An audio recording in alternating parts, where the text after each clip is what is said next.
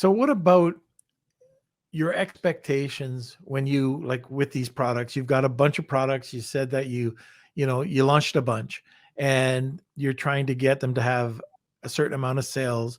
And if they're costing you money on PPC, you'll check it out, and you'll wind that down. Now you've got these certain expectations. What were the realities? What were the expectations? What were your realities when you were running this campaign? Yeah, that's a good question. Yeah, I mean, I've had some products that have not gone as planned, and on those products, I have dialed back the price a good bit and been able Yep. to move inventory with a PPC campaign, and I am taking a loss on a couple of products right now because I want to get them out of my way, and move on to something else. Um, and I think that's just the iterative process of innovation and launching products. Um, there was one particular product I launched that it was a test launch, and at first I thought it was a failure, but it ended up going pretty well, and now I have a whole container on the ocean coming over here. But it was in the bedding industry under my brand Slumber Owl, and it I was running at 150 to 180% ACOS at first, and I really didn't know why, but I literally went in and I just kept changing the listing. I just didn't give up on it. And this is all the while I still thought it was a failed product. I was literally just trying to sell through inventory of a failed product. So I was like optimizing the listing. I changed the bullets, then I changed the images, and that made the hugest difference. And all of a sudden I went to like a 25% conversion rate. And at that point, Amazon started rewarding me and lowering my PPC cost. And I ended up at like a 10 to 15% tacos on it. And at one point I did turn off the ads on that. But it was a test order, and I was trying to get rid of it. So I turned them back on to sell through it. And, so now I have a lot of inventory coming. So I'm going to probably not turn off PPC as long as Right. it's generating sales and helping me grow when I get this new batch of inventory in. But that was an interesting experience. Yeah. It was still on page one. It was everywhere on page one. It didn't come off page one. I didn't get de-indexed like people think is going to happen. None of that happened. Huh. Very interesting. So, were there any other, and maybe not just for this one, but can you tell us about some of your biggest takeaways or your biggest experiences that you've seen when you are practicing this? I know we've already touched on a few. Yeah. Yeah, I would say the biggest thing is just the biggest things I've learned is that you have to manage your PPC. If you don't have an AI algorithm doing it, you have to go in there every day and be dialing it, and you got to have a system for that too. And I got it. I still work for the company. I sold my insurance agency too. This is supposed to be only like 20% of my time, not 80% of my time. So I follow the 80-20 rule and try to leverage everything. So the biggest thing I learned from it is your PPC has to be well managed with a system that works, and you have to, if you're going to dial it back a lot, you better have a lot of juice in the algorithm, I'll call it, to where your product doesn't lose its ranking, to where the sales continue. If you stop advertising and you stop selling, then turn your ads back on. I mean, like, it's kind of common sense. Like, Right. So I don't think anybody's telling anyone to go turn off your ads and ruin your business. Like, it's turn off your ads if you can, because why the hell would you give Amazon a dime more money than you have to? That's the strategy, really. Yeah, and that's what Neil was saying too. Like, if it's not working, turn them back on and get it going again. And anyways, one of the other questions I had, and I think we've already answered it with one of your products, but have you ever said, "Oh, I got to change this up. Like, I've got to go back and do what I'm doing. This isn't working. Let's go back and either turn back on the PPC or turn off the PPC." And all of a sudden you've tweaked something and you've seen different results. And I know you just talked about that one product that you had, that sleep product, but do you have any other experiences like that? Well, like with other products, yeah.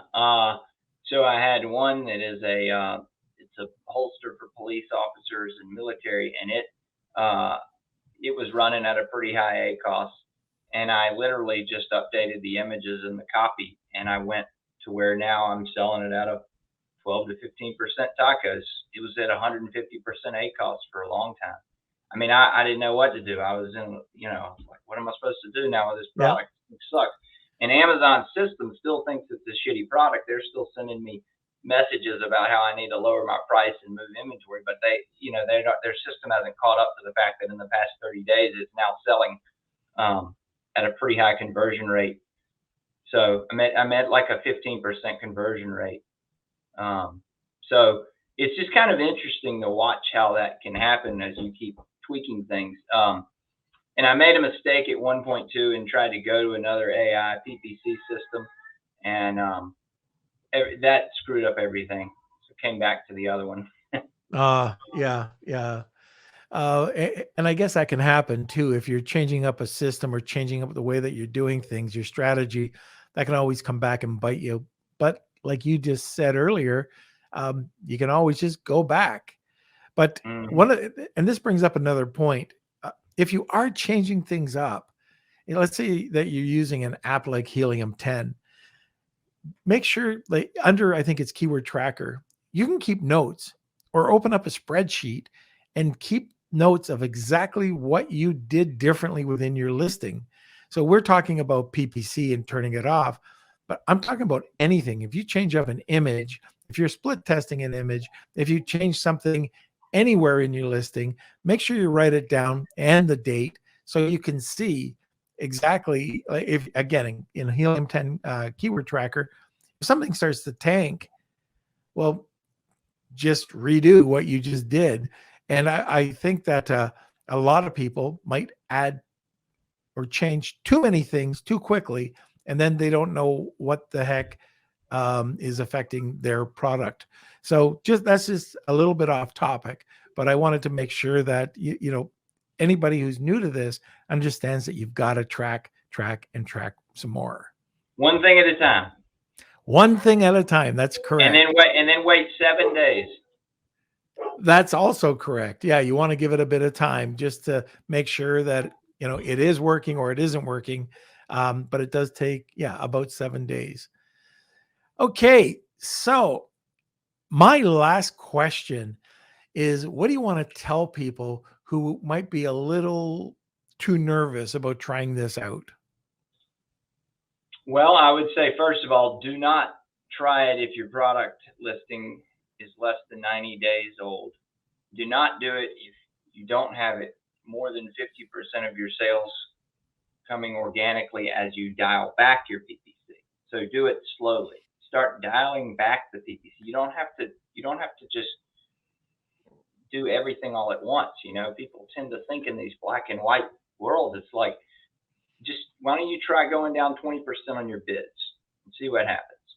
Why don't you try turning off that high ACOS PAT campaign, or something like that. It's like, try some things like that, see what happens, and test it, just like we were saying, and wait a few days and then see what happens. And then maybe try turning off if your broad campaign's running hot, try dialing that way back or turn it off and then see what happens. It's not like, I guess if it's going to be a matter of whether you can put groceries on your table and you're that desperate for what's happening with your product, then don't do it.